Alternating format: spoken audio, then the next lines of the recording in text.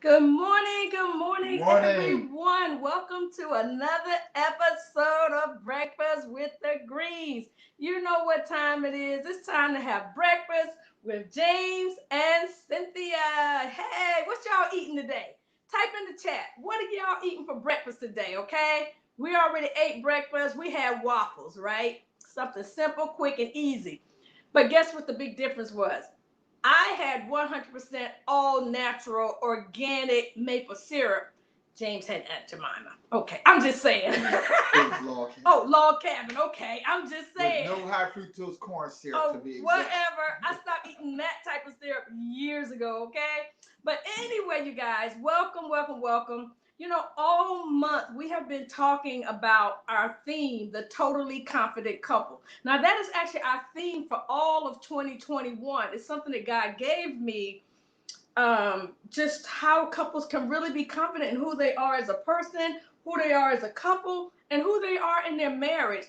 And so it's our theme for the year, but it was also our theme for the month of June because we had the Totally Confident Couple Virtual Summit just a couple of weeks ago. Oh my gosh, it seems so long ago, but it was less than 2 weeks ago. And so if you guys are interested in getting the videos, go to our website. You can get the link so that you can purchase the videos, and we'll pop it in the description after this is over too. But you really want to go back and see that. We had some phenomenal speakers. So today, we're having the battle of how we know that we are a totally confident couple, which will help you to know if you are on the right route or are already a totally confident couple. Right, but I wouldn't say it's a battle. I would say it's each other's opinion. Because when you think of a totally confident couple, you think, okay, what makes you a totally confident couple? You might have a difference of opinion with each person. You may think it's one way, he or she may think it's another way. Like, well, I think this makes us confident. Well, I think it's this. So it's just not really a battle, but it's like a difference of opinion, what it means to each of us to be that totally confident couple. I call it a battle because sometimes we have differences of opinion, which is okay. You guys, it's okay to have a difference of opinion. Right. So before we get started, I'm Cynthia Greene. And you know it, I'm James Greene. And we're the founders of Marriage Built to Last, and we're America's favorite couple. Yes, you guys. Exactly. So make sure you hit the share button. You guys, there are people who need what we're sharing today. And you're the only person that may be able to help them. You don't know what someone is going through or what someone may need. And then when you think of confidence, you think of, okay, what makes you that confident couple? But then you think of, okay, so I'm what we're talking about today, when you talk about the totally confident couple, you may say, okay, we don't have that. Will that help us? See, being that totally confident couple, what we talk about today will actually help you grow in your marriage or your relationship. It's not a matter of being, say, the totally confident couple, like we're all of that. Right. But what it is it's just nuggets that will help you grow, that will help you grow closer and help you become that great couple, help you have that great marriage or that great relationship that you have. And it's what we've built to have a marriage built to last, right? Play on words, right, y'all? Okay, so here is my number one thing that I believe help us to be a totally confident couple. And mine is trust. I feel like we built the trust in our relationship. I feel that I can trust James with anything. Like I can share anything with him. I can trust him with my heart. I can trust him to listen to me for understanding. I can trust him to give me good feedback. But also, I can trust him with anything of mine, my money, passwords on any of my electronic devices. Like I can trust him with information. Right. And the key to, or I think what she's saying is trust, is that you have to trust your spouse's or your mate's decisions. Yes. Because if they make a decision, say, okay, I'm not comfortable with that decision. Trust them anyway. Trust me, when you start trusting their decisions, whether you agree with them or not, if you just trusted them. And I don't always agree with right, them. It will allow you to come together in agreement, allow you to come closer because now you're trusting the decisions that they're making. But for me, to become that totally confident, you have to have confidence in yourself. I'm sorry. Some people like Sylvia will say you're cocky. No, it ain't cocky. It's confidence. And I always go back to my mother's what said. If you don't have confidence in yourself, nobody's gonna have confidence in you. So if you don't have confidence in the mate you chose, where you're going, what you're doing, then they ain't gonna have confidence in you. They ain't gonna believe, okay, you say we're going there, but I don't believe it. And that comes back to that trust factor. That's what I was gonna say. When he said confidence, right? He's right. When we were first friends, dating, whatever, even when we first married, I should say, God, you are so cocky. Sometimes I even said, you are so arrogant. And he said, I'm not cocky, I'm confident. That's right. But you know what? That confidence has made me trust him even more. Right. Because if he makes a decision, he tells me he's going to do something, or we're going to do something, or this is the right way to do something, I trust him because he has that confidence. Now, I can tell when he's not too sure about what he's saying or what he's doing, and so I can confront him on that because he trusts me. So we trust each other. Right. So it goes hand in hand. And confidence, it breeds.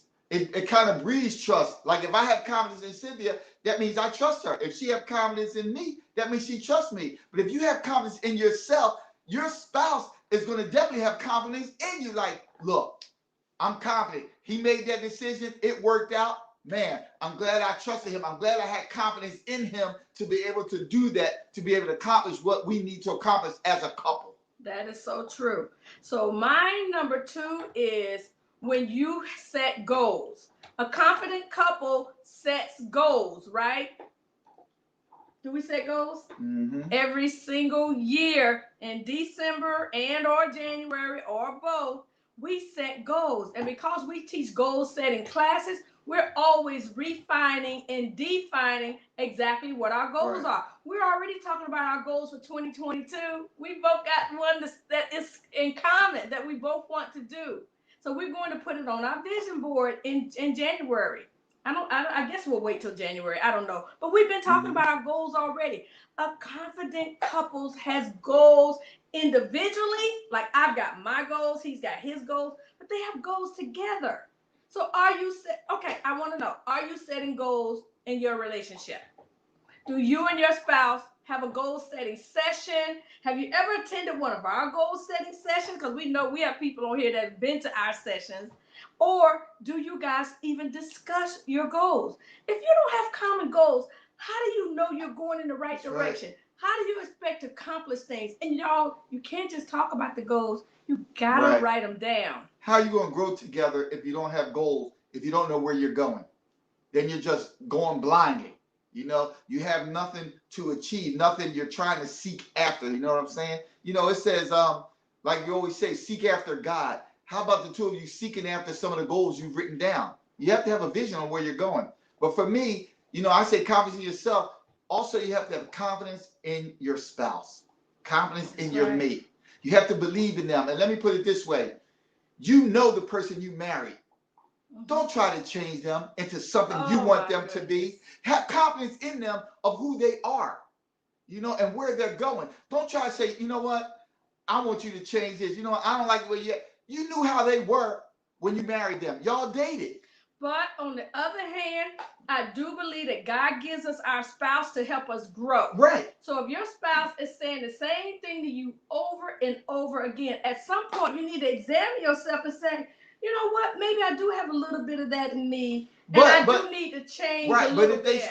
If they start change, let them change on their own. Don't try to make them change. Don't try to force them to change. No, because trust me, when you try to force your spouse to change the way you want them to, all that's going to do is put them on the defensive, and it's going to make them not change that much more. I'm not saying force them to change, or we can't change our spouse. Lord knows, I've been with this one for a long time, and he ain't changed yet. But no, he's changed some, y'all. But what I'm saying, honey, is like, if somebody mentioned to you, you're selfish. You're always so selfish. You always think about yourself first. Examine yourself and think about it. You know what? No, but I'm talking about if you knew the person say, you know what?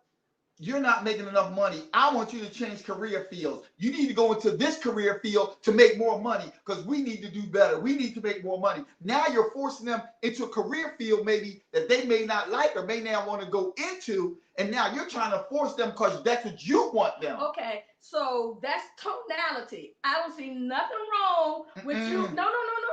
There's nothing wrong with you suggesting to your spouse. No, not suggesting. Have you ever thought about this career that's field? Suggesting. No, that's have you ever thought about it? No. Suggesting is, you know what? I think it would be a good idea if you went into this career field. That's suggesting. Okay, no. Have you ever thought about it? Don't try to force them into something they're not. All right. So, however you say it, you can't change that person. We're in agreement. We're just saying it differently. I don't think there's anything wrong with you making a suggestion to your spouse about career changes or but making you more knew money. The career field they were in when you got married. You knew what they were doing. To grow? Yes. Okay. So let him set his own goals like we do. Don't try to force him into setting them goals that you want him to set. I am not trying to force That's what I'm saying. Just like you can say, baby, I bought you this. Well, I don't like wearing that. Well, just wear it for me. Now you're forcing him into a whole different wardrobe that he may not be comfortable with. You're trying to change what he wears. There's nothing wrong with suggesting to your spouse. Or you buy it and say, baby, look what I bought you. Would you wear that? And if he says, no, I don't like that, let it go. Don't try to force him to wear it because that's what you want him to wear. Y'all, I'll never forget, we had a friend that they were going to an event and she brought him an outfit.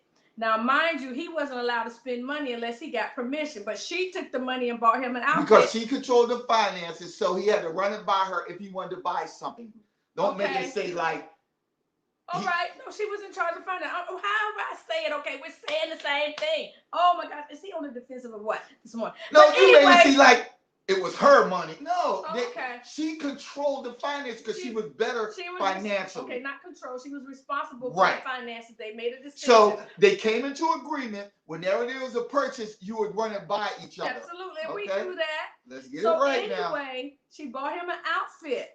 He wore the outfit, but he wasn't happy. Number one, he wasn't comfortable. She took the money out of the account without asking him. Bought him an outfit without that he didn't want to really wear. Opinion, and he had to wear it to the event. So he retaliated. Exactly. They went to. Because what did she do? She tried to change him. She wasn't changing him. She was just wanted him to wear something nice. But he wasn't comfortable with it. That's not changing a person, though. Did he wear it? Yeah, he was unhappy the whole time. I wouldn't say the whole time, but he wasn't happy with the situation. So then one time when which led to I think an argument or a disagreement. That's not an argument. It led to a disagreement. And it did. And then another thing he did was when they went to an event and he was dressed up in a suit, he put on his oldest, raggediest shoes. The sole was coming apart from the shoe, and he put a rubber band around it, and he wore that out with them. And there was nothing she could do.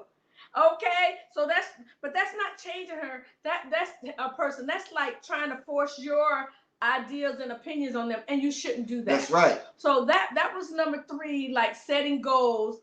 Number 1 was trust. Number 2 was confidence. Number 3 was setting goals. No, number 1 was trust. Number 2 was confidence in yourself. Number 3 was setting goals, and number 4 was confidence in your spouse. The whole thing was confidence. Okay, that's the way I look at it. I don't know why he's okay. Anyway, guys, the next one is you gotta build special moments in your relationship. What does that mean for us? It's dating. James always says, and I guess I say it too because I love to say this: you don't date to get married. You marry to date. So in your relationship, you should always be dating, because what is it doing? It's creating special memories in the relationship. And if you're not dating, you're not going out doing new and exciting things, adventurous things, something different every now and then. Your life gets routine and boring. And, we were on a marriage event last night for our church, and we were talking about, I don't know what the subject was, but anyway, we got into the subject of, empty nesters, and now what do you do? Your life has been built around your career, your kids, you know, and then you retire or you become an empty nester and you don't know what to do with yourself, or you and your spouse don't know what to do with each other because you haven't been communicating or connecting. I mean, then is not the time to try to connect, but you should reconnect. You got to relearn each other by then. But if you always date and do things together, you're going to always be that way. So we were telling them that when we became empty nesters, we decided that it was now time for us to be free and have some fun. Do what we want to do. Do what we want to do. Go where we wanted to go. Yeah, we decided we wanted to travel. And that's the thing. Then you don't have to worry about your kids. You don't have to worry about maybe getting a babysitter or having somebody watch over them, or, you know, do what you want to do. There you go.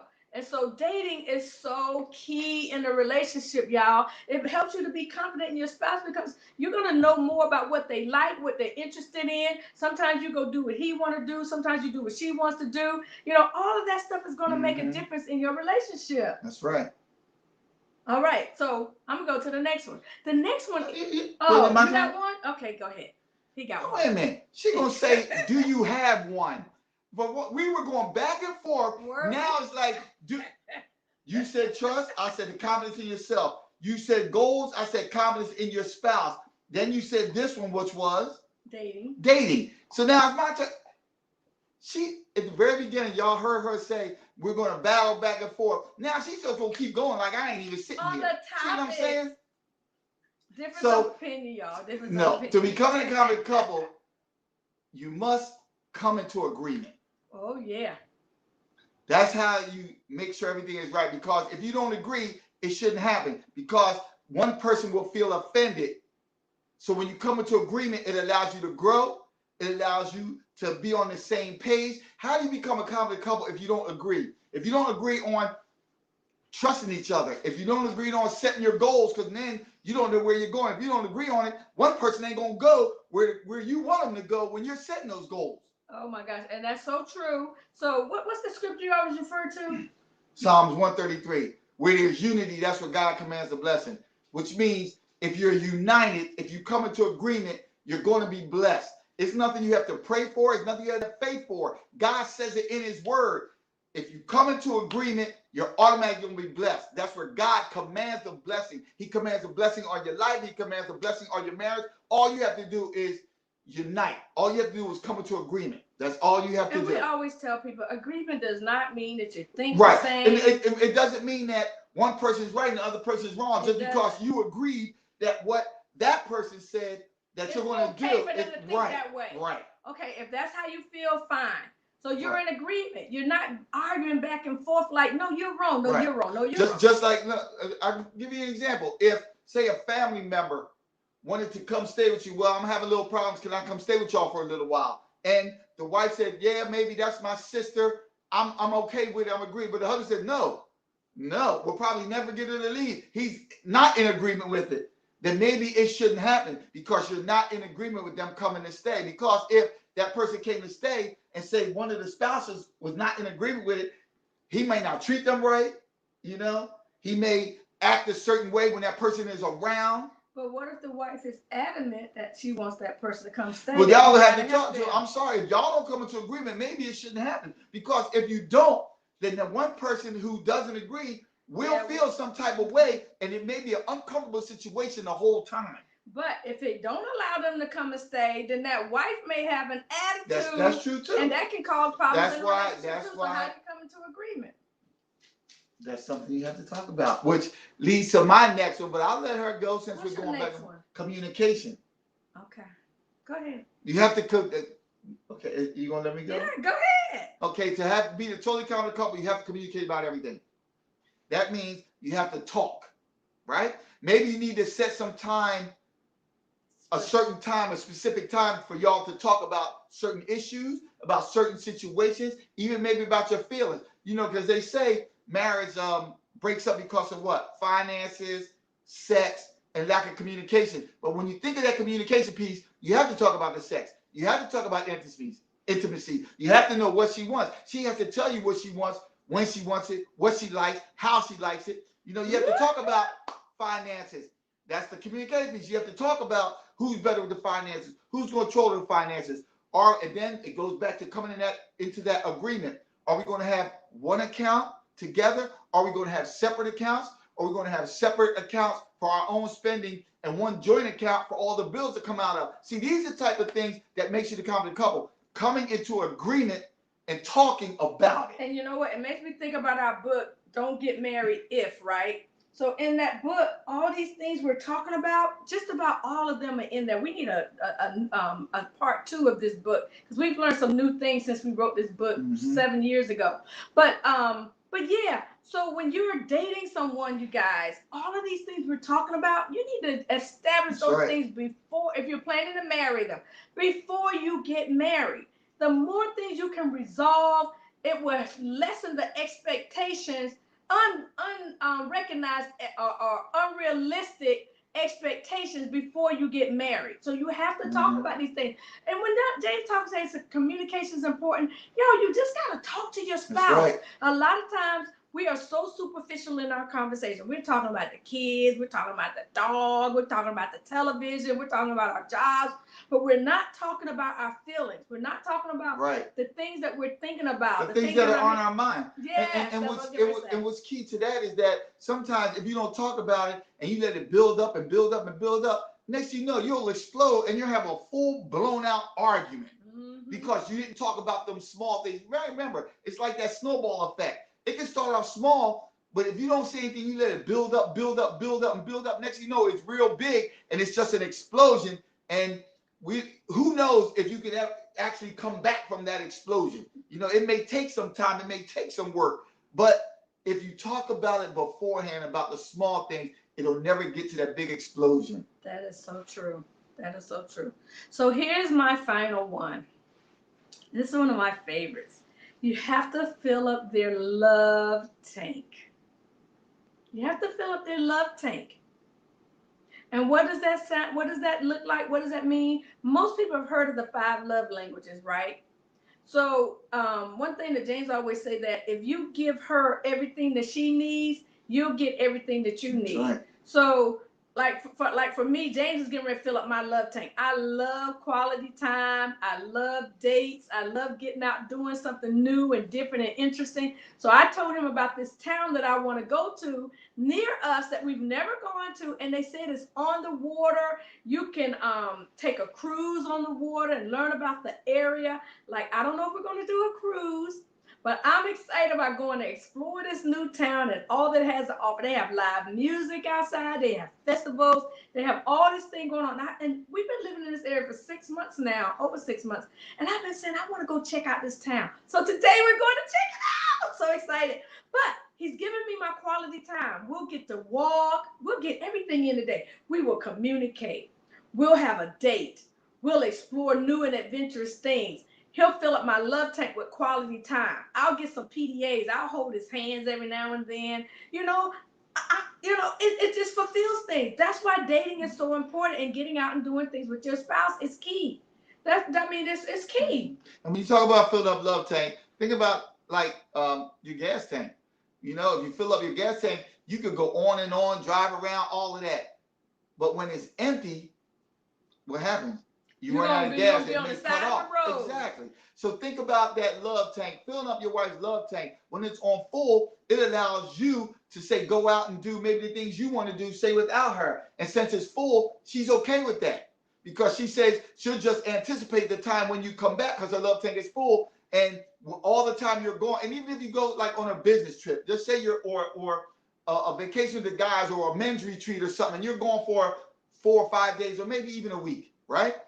Her tank is full if you fill it up before you go. And while you're gone, it may be getting lower and lower and lower. But then when you come back, you fill it back up. Is that what happened while I was gone for 2 weeks to North Carolina? I guess. Because he was ready for me to come. But anyway, you know, it doesn't hurt you that the person's gone because your love tank is full. And all you're doing is anticipating for them to come back. But you were whining the whole time I was gone. Okay, whatever. Anyway, that's what it's the key to fill up your spouse's love tank, because that way, you know, you will always have that connection. That way, there's no argument of, say, for example, about, you know, we don't spend time together. We don't do things together. Because if you do things together, you're filling up that love tank. So then if you do things apart, her tank is already filled or his tank is already filled. That's so true. Because by him going with me today and us hanging out, So then when he wants to sit on the couch and watch sports, like watching track, like he was doing last night, I'm okay There's with nothing that. wrong with watching the Olympic trials. Come on, There's somebody. nothing wrong with it, but I'm not into Olympic trials, track, and all of that. I like watching the Olympics. I don't even mind watching And the these trials are a the little people bit. that are going to But the he will Olympics. watch it all day and all night. But that's okay, because he's filling up my love tank today. So I'm okay with him going and watching the Olympic trials. I mean, watch it all you want when we get back, because I will find me something to do. But this is so true, you guys. So everything we talked about today is so true. And so when we did the virtual summit, we had people to talk about all of those things. Also, when you're communicating, like one of the things we talked about on the Totally Confident Couple virtual summit was getting past your past. So sometimes you need a therapist, sometimes you need a counselor, sometimes you need a coach like us. You know, sometimes you need the help to get to the place where you need to be in your relationship. But one of the keys, baby, is that your past is your past.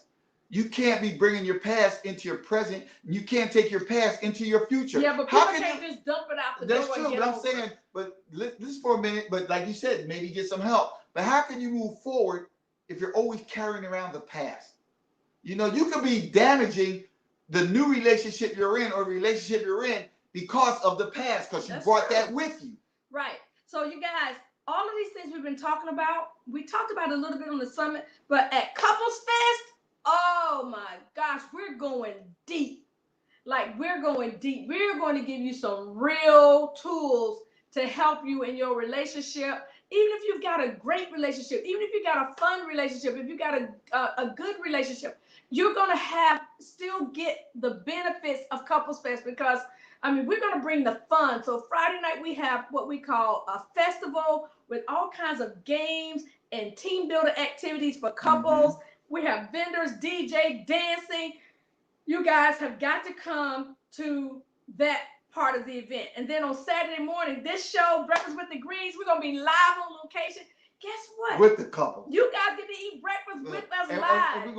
And when we talk and have topics on Breakfast with the Greens, we're going to include all the couples. So if you have breakfast with us, you'll be included. You'll be able to talk. If you want to be, if you don't want to be on camera, fine. And you can talk about how you feel about the topic we'll be discussing, about the situation. You can give us your input, maybe how it works in your relationship, that sort of thing. But guys, if you've been watching Breakfast with the Greens for a minute now, or you've been following us, we've been in business for 7 years, y'all. If you've been following us, you get a chance to meet us at Couples Fest. We're not untouchable. You get to talk to us, hold a conversation, have fun with us. So that's on Breakfast with the Greens. And then after Breakfast with the Greens, we have what we call our Speaker Fest and Expo. So we have vendors from all over the world. We have everything that a couple could possibly need at the Speaker Fest and at the festival too. We have like travel agents.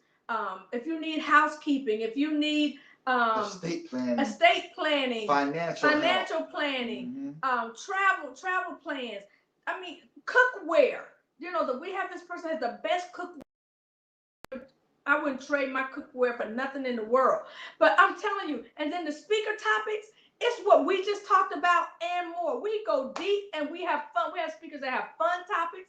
We have speakers that have serious topics. We have people from psychotherapists to therapists to counselors to coaches like us to people who are just experts in their field of expertise. Come on, y'all. You gotta come out. We're gonna help take you somewhere. Right. And what we're trying to do is create that blueprint that you would need for your marriage or for your relationship. Because, you know, when you look at the blueprint, that's how it's designed. That's all we're trying to do is try to help you design the marriage or the relationship that you need that will help you grow into that marriage maybe that's built to last. And this is not your typical marriage retreat, couples getaway. It's like a 3-in-1. You get the fun, you know, one night, and then you get the information the next day. And the key is, we always tell people don't come together, people don't get married, or people don't date to get married just to have fun. You know, marriage may take some work, but that work, fun, is a byproduct of doing that work. And that's what Couple Fest is all about. We're going to give you the tools to have that marriage that's built to last, but you have fun along the way. That fun is a byproduct of learning, because when you start learning together and start doing some of the things together that we're going to be talking about, that we're going to be implementing, you'll be having fun doing it together. And you know how people always say marriage is work, and they act like that's just the Good worst work. thing in the world. Fun work. We always say, but it can be good work. That's right. Coming to things like Couples Fest, that's good work. Because you're going to be having fun. You're going to, like when we do game night, it's interactive games with you and your spouse. You're going to learn things about each other. You're going to learn to work together as a team. And that is the and key. You're going to be laughing and, right. and joking and falling out. And I'm telling you, trying some things you never tried before. I mean, some of those games are hilarious. And some couples want to play them over and over and over again because they're just having a ball. We have to no, you got to let somebody else take a turn, right?